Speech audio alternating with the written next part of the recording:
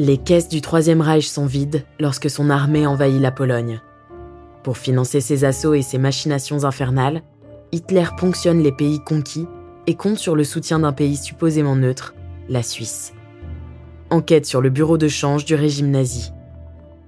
Vous écoutez La Suisse, coffre-fort d'Hitler, première partie. C'est sur une économie exsangue qu'Hitler accède au pouvoir. Les réparations exigées par les Alliés à Versailles après la Première Guerre mondiale et la crise de 1929 ont eu raison de l'économie allemande. Les fondamentaux de l'économie allemande en 1933 sont catastrophiques. L'Allemagne a abandonné les talons or et mis en place un contrôle des changes. La compétitivité de son économie est extrêmement dégradée en comparaison du Royaume-Uni et des autres pays qui ont dévalué leur monnaie. Le chômage atteint des sommets. Plus de 6 millions de personnes sont sans emploi. Lorsqu'Hitler arrive au pouvoir en 1933, il a deux priorités. Premièrement, relancer au plus vite l'économie allemande et deuxièmement, réarmer l'Allemagne. Adam Tooze, historien à l'Université de Columbia. Et ces deux objectifs font face à un obstacle majeur, la pénurie de devises étrangères. C'est une question cruciale. À mesure que l'industrie allemande redémarre, il lui faut de plus en plus de matières premières. Or, celles-ci doivent être importées de l'étranger, donc réglées avec des devises étrangères. À part son charbon, l'Allemagne ne dispose d'aucune matière première. Elle est dépendante de ses importations pour son gigantesque effort d'armement. La politique de réarmement, qui engloutit plus de la moitié de toutes les dépenses publiques de l'Allemagne depuis le début des années 30, assèche le stock d'or et de devises étrangères de la Reichsbank.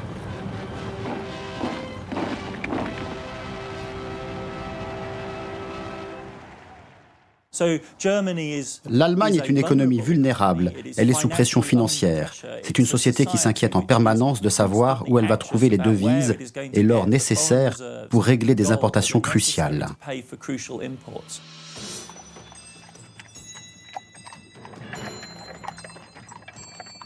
D'un point de vue économique, l'annexion de l'Autriche en mars 1938, avec l'absorption de facto de 1 milliard de marks autrichiens en or et en devises par l'Allemagne, marque un répit pour les réserves de la Reichsbank.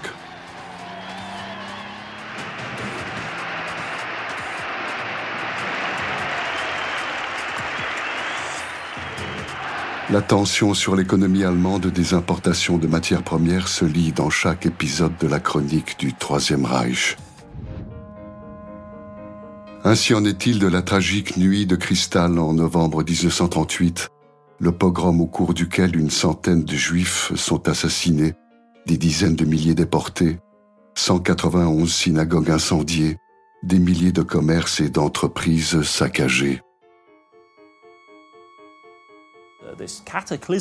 Cet événement dramatique dans l'histoire de l'Europe montre que rien n'arrête ce régime, qu'il ne respecte aucune loi, refuse les standards de la civilisation occidentale.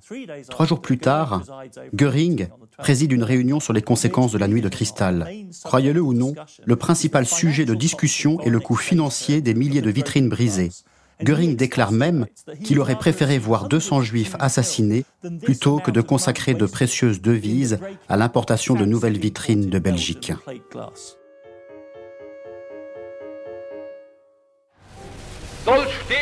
Depuis l'accession de Hitler au pouvoir, Hjalmar Schacht, qui dirige le ministère de l'économie et préside la Reichsbank, a tenté d'organiser l'autarcie de l'Allemagne.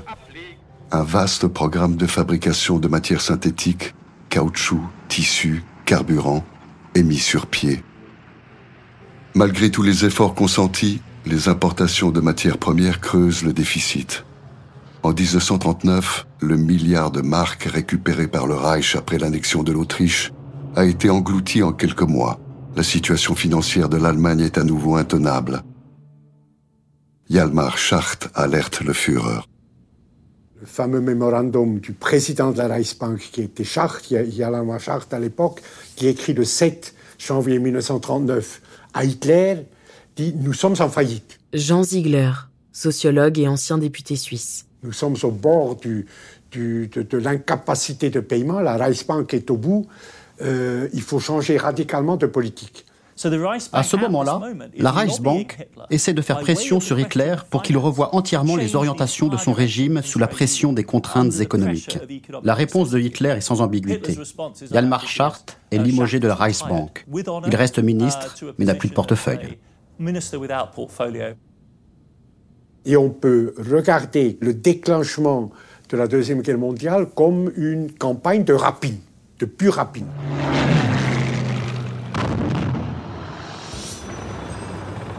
Hitler entame sa Blitzkrieg. La guerre est claire. C'est la seule stratégie de conquête possible pour une armée qui manque à ce point de ressources et qui cherche à en acquérir. En 1939, l'armée allemande vit en pleine précarité. Elle dispose par exemple de réserves en munitions qui couvrent simplement 14 jours de combat.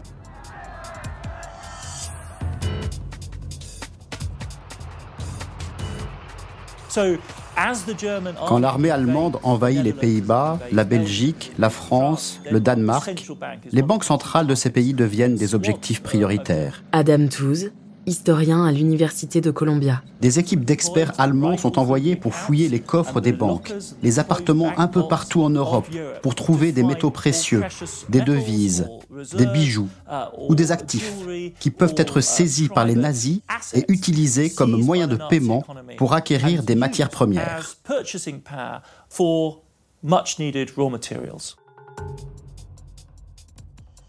Dans les banques centrales de toute l'Europe, l'Allemagne nazie fait main basse sur 83 tonnes d'or autrichien, 3 tonnes et demie d'or tchécoslovaque, 132 tonnes d'or hollandais, 4 tonnes d'or luxembourgeois, 180 tonnes d'or belge.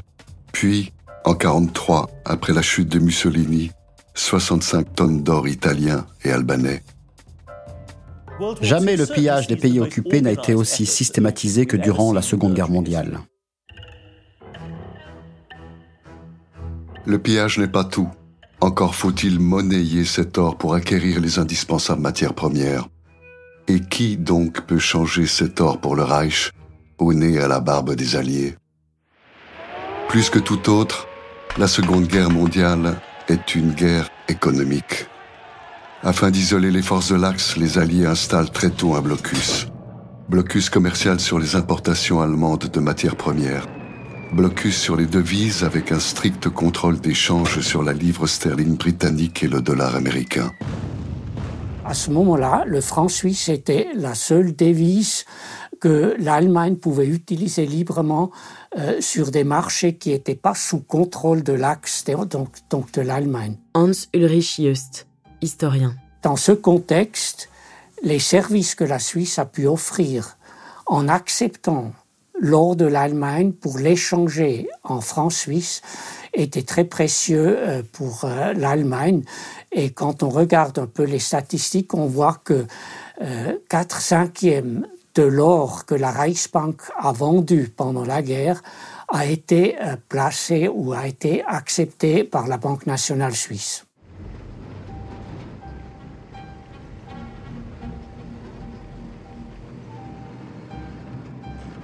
Au fur et à mesure que la Wehrmacht conquiert les 2 tiers de l'Europe, eh bien, il y a des quantités d'or qui arrivent, estampillées Reichsbank, mais qui est évidemment très suspect. Donc, tout d'un coup, on se rend bien compte qu'il y a des réserves d'or qui viennent d'Allemagne qui n'existaient pas avant le début de la guerre. Ça pose immédiatement des questions, et ça, tous les directeurs de banques centrales le savent. Pietro Boschetti, journaliste et historien.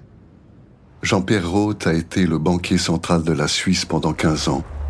Président de la BNS, la Banque nationale suisse, à la fin des années 90, il a été celui qui a dû comprendre et expliquer l'activité de l'institution dans les années sombres de la guerre.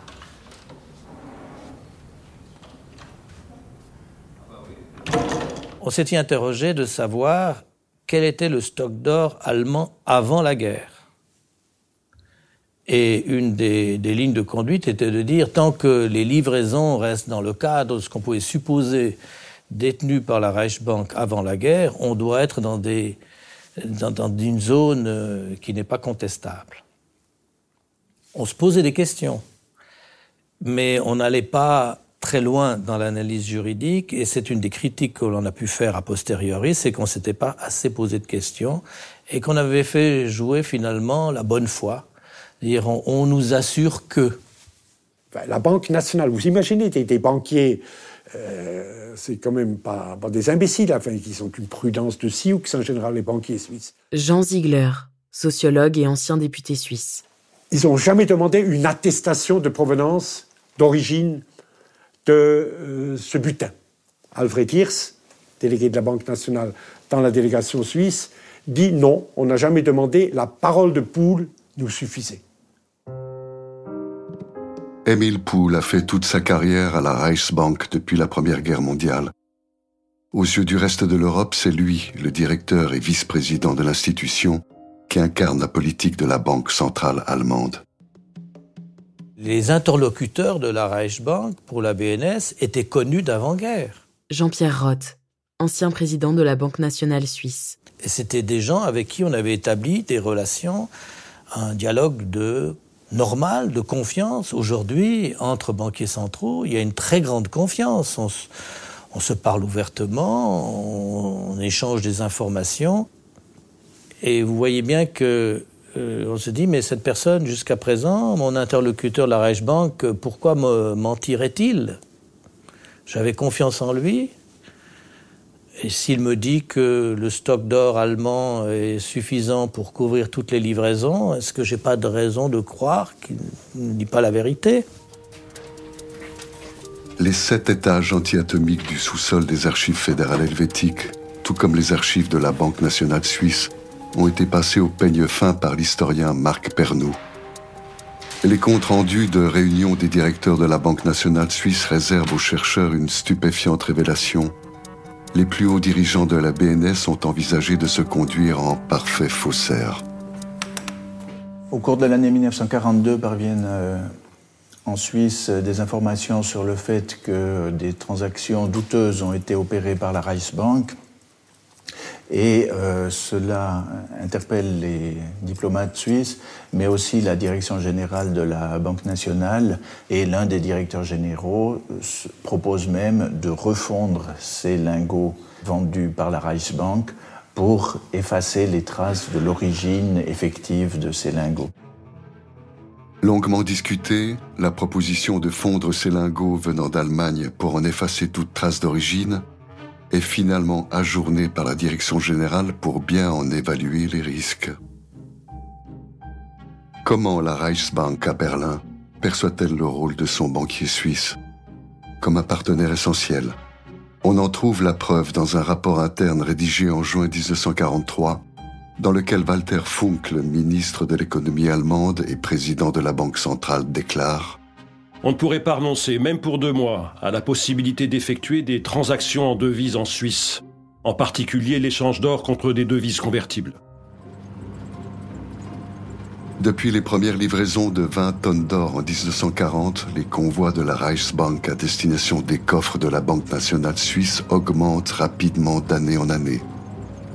1943 marque un sommet. Ce sont alors 120 tonnes d'or qui arrivent de Berlin. Au total, près de 345 tonnes d'or entrent pendant la Seconde Guerre mondiale dans les coffres de la BNS à Berne. Pourquoi l'Allemagne a-t-elle tant besoin de francs suisses ? Se servir sur la bête dans les pays occupés ne lui suffit-il pas ?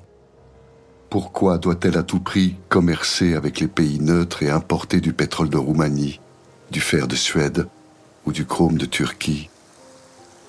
C'est au fond d'une vallée perdue du nord du Portugal, à Rio de Frades, qu'il faut aller chercher la réponse, dans les vestiges d'une mine de tungstène gérée par le Reich tout au long de la guerre.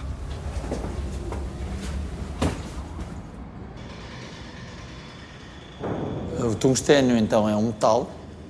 tungstène est un métal dont les principales propriétés sont de résister à de très grandes températures, aux frictions et aux chocs. João Paulo Avelas Nunes, historien. Depuis l'invasion de l'Union soviétique, l'Allemagne n'avait réussi à trouver du tungstène qu'au Portugal et en Espagne. Cela signifie que si les Allemands perdaient ces sources d'approvisionnement, ils couraient le risque de ne plus avoir la possibilité d'acheter cette matière première et donc d'interrompre la production de blindage, de munitions et de machines-outils.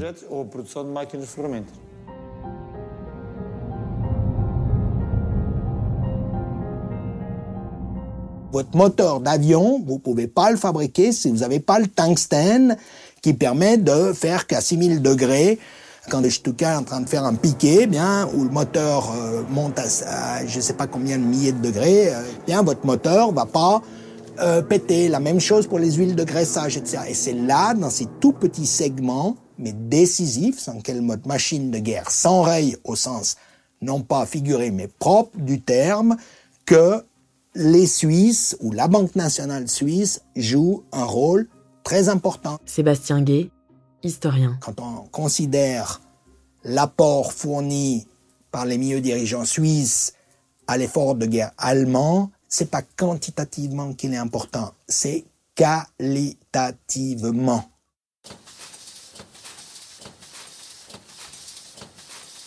Sous la pression des Alliés, les pays neutres européens dans lesquels l'Allemagne acquiert ses matières premières refusent d'être payés en or volé par le Reich.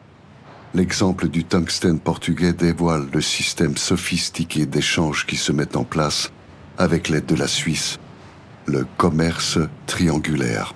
Alors que faisait la Reichsbank ? Elle allait vers les banques suisses, acheter du franc suisse contre de l'or, c'est le début de la guerre. Hans Ulrich Just, historien. Utiliser ces francs suisses pour payer ses fournisseurs portugais. Et la Banque du Portugal présentait les francs suisses à la BNS pour conversion en or.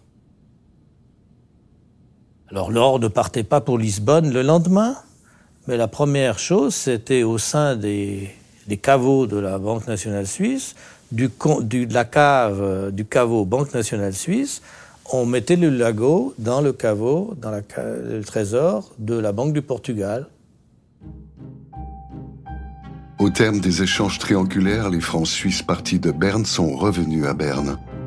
Quant à l'or qui est entré dans les coffres helvétiques, il n'en sort pas. Pas toujours.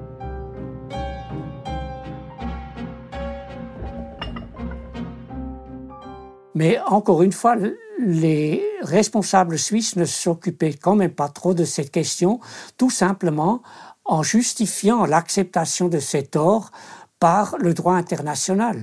On disait en interprétant le droit international de sorte que celui-ci permet aux vainqueurs dans des guerres de mettre la main sur les stocks d'or de la Banque centrale des pays occupés.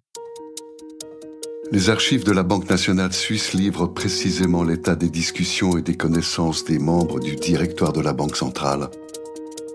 Gottlieb Bachmann est alors le président du comité de banque et Paul Rossi, le vice-président de la banque en charge des opérations sur or. Voici leurs échanges lors d'une réunion d'août 1943. Il convient ici de distinguer deux questions. D'une part, savoir si nous voulons accepter de l'or, et d'autre part, si nous pouvons accepter, sans examen, l'or qui nous est offert, même si nous soupçonnons qu'il pourrait s'agir d'or acquis de manière illégitime. Mais jusqu'ici, la Banque nationale n'a reçu aucune information selon laquelle les Allemands auraient volé de l'or. La réquisition d'or est un droit qui revient à l'occupant en vertu des règles du droit international public. Donc c'est une attitude qui fait qu'ils ne prennent pas conscience de la rupture dans la normalité qu'a impliqué le régime nazi. Marc Pernoud, historien. Et qui fait qu'on ne pouvait plus traiter avec des banquiers centraux qui avaient été nommés par Hitler de la même manière qu'on travaillait avec des banquiers centraux des autres États démocratiques. Je suis neutre, donc je dois commercer avec l'Allemagne parce que je commerce avec les Alliés. Tu vois, il y a presque une fatalité. Nous ne pouvons pas refuser de l'or allemand si nous acceptons de l'or des Alliés, parce que nous sommes neutres. Ça, on ne réfléchit pas plus loin et on fait les opérations qui sont réclamées par le capitalisme, le business, tel qu'il le réclame dans les temps normaux. Sébastien Guay, historien. Et qu'est-ce qu'une entreprise fait dans les temps normaux? Elle essaye, c'est ça sa rationalité d'être, et c'est ça un bon capitaliste, et c'est ça à la limite même un capitaliste moral, c'est quelqu'un qui saisit les opportunités qui se présentent. Bien, sans se poser de questions.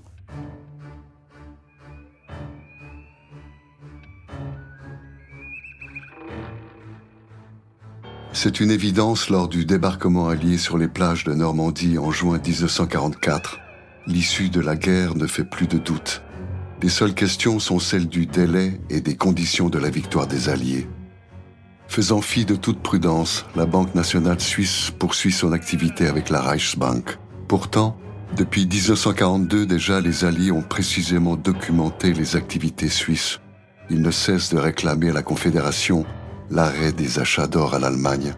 La Suisse tergiverse. Il faut attendre le 8 mars 1945, quelques semaines seulement avant le suicide d'Adolf Hitler, pour que les autorités suisses finissent par signer à Berne des accords Curie avec les Alliés, par lesquels elles s'engagent à ne plus accepter d'or de l'Allemagne. Mais, un mois après la signature de l'accord, un nouvel achat d'or est réalisé. Le 13 avril 1945, 132 lingots quittent encore le dépôt de la Reichsbank à Constance pour les coffres de Berne. Tout le monde sait que des comptes nous seront demandés à notamment à la Banque nationale, au gouvernement suisse, etc. Pietro Boschetti, journaliste et historien. Et pourtant, malgré les engagements politiques de la Suisse, pris un mois, il procède quand même à ce dernier achat qui a servi à rembourser un certain nombre d'assurances qui craignaient d'avoir perdu leurs fonds sur place. C'est difficile, je ne sais pas pourquoi, il n'y a pas vraiment de réponse à ça. Jusqu'aux toutes dernières heures du régime nazi, la Reichsbank a pu compter sur la Banque nationale suisse. Dans Berlin, soumise à un déluge de bombes américaines, britanniques et soviétiques, Émile Poul, qui revient d'un séjour en Suisse, peut écrire à son chef Walter Funk. Je puis dire que les Suisses ont eu pour moi toutes les attentions possibles. Hier, par exemple, ils ont donné un banquet en mon honneur, ce que nos ennemis ont naturellement appris tout de suite. La réalité, c'est que le pays n'est pas détruit. Alors, si c'est ça la bonne affaire, c'est la réalité. Le pays n'a pas été détruit. Quand on regarde les images de la France, de l'Allemagne, de l'Italie à l'issue de la guerre, on sent très bien que ce pays a eu une chance extraordinaire de ne pas avoir été détruit. Bon, on a beaucoup utilisé quand même à l'époque la plaisanterie de Brecht, je crois, qui disait que Hitler n'avait aucun intérêt à attaquer la Suisse parce que qui attaquerait son propre coffre-fort ? Ruth Dreyfus, ancienne présidente de la Confédération helvétique. Occuper la Suisse n'avait pas d'intérêt pour l'Allemagne nazie. Pas seulement parce qu'engager des opérations dans les Alpes n'était pas une formidable option militaire, mais aussi et surtout parce que la Suisse était extrêmement utile comme entrepôt neutre au milieu de l'Empire nazi. Adam Tooze, historien à l'Université de Columbia. La Suisse ne représentait pas un danger et était en même temps utile. Vous venez d'écouter La Suisse, coffre-fort d'Hitler. Si vous avez aimé ce podcast, vous pouvez vous abonner sur votre plateforme de podcast préférée et suivre Initial Studio sur les réseaux sociaux. La Suisse, coffre-fort d'Hitler est un podcast coproduit par Initial Studio et Little Big Story, adapté du documentaire audiovisuel éponyme réalisé par Olivier Lamour et écrit par Xavier Harel et Olivier Lamour. Production exécutive du podcast, Initial Studio. Production éditoriale, Sarah Koskiewicz et Astrid Verdun, assistée de Cypriane Ligère. Montage, Camille Legras. Avec la voix d'Alix Martineau.